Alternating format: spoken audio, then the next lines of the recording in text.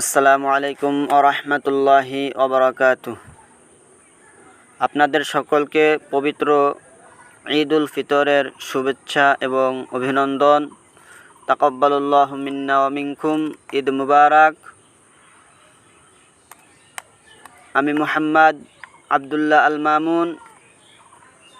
আমি আপনাদের মাঝে আলোচনা করব পবিত্র শাওয়াল মাসের কিছু আমল সম্পর্কে। আপনারা যারা রমজানের 30টি রোজা রেখেছেন তাদেরকে আমি বলবো আপনারা শাওয়াল মাসের 6টি রোজা রাখবেন। এই 6টি রোজার অনেক ফজিলত।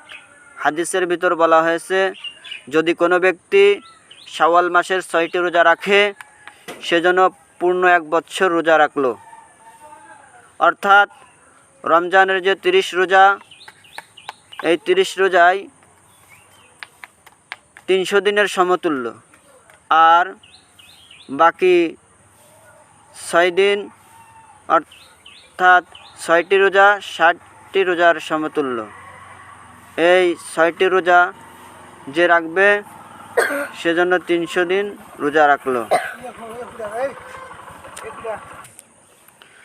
যে ব্যক্তি এই শাওয়াল মাসের 6টি রোজা রাখবে সেজন্য ওই 6টি রোজার কারণে 60টি রোজা রাখলো, অর্থাৎ বছরে 360 দিন রোজা রাখলো। বাকি 5 দিন রোজা রাখা হারাম। সে 5 দিন হলো পবিত্র ঈদুল ফিতরের দিন, অর্থাৎ রোজার ঈদের দিন, পবিত্র ঈদুল আজহার দিন এবং ঈদুল আজহার পরের 3 দিন। মোট 5 দিন বছরে রোজা রাখা হারাম। আপনারা এই রোজাগুলো রাখবেন এবং রমজানের ভিতরে যেরকমভাবে আল্লাহকে ভয় করেছেন, গুনার কাছ থেকে বেঁচে থেকেছেন, আপনারা রমজানের পরেও এরকমভাবে গুনার থেকে বেঁচে থাকবেন, গীবাত শিকার থেকে বেঁচে থাকবেন, পরনিন্দা পরচর্চা থেকে বেঁচে থাকবেন। আপনারা যারা পবিত্র রমজানের 30 রোজা রেখেছেন আপনাদেরকে আমি আন্তরিকভাবে শুভেচ্ছা জানাই, অভিনন্দন জানাই, ধন্যবাদ। আপনারা আমার ইসলামিক মিডিয়া চ্যানেলটিকে বেশি বেশি করে দেখবেন এবং লাইক, কমেন্ট এবং শেয়ার করে অন্যকে দেখার সুযোগ করে দেবেন এবং সাবস্ক্রাইব করে আমাকে ভিডিও বানানোর জন্য উৎসাহিত করবেন।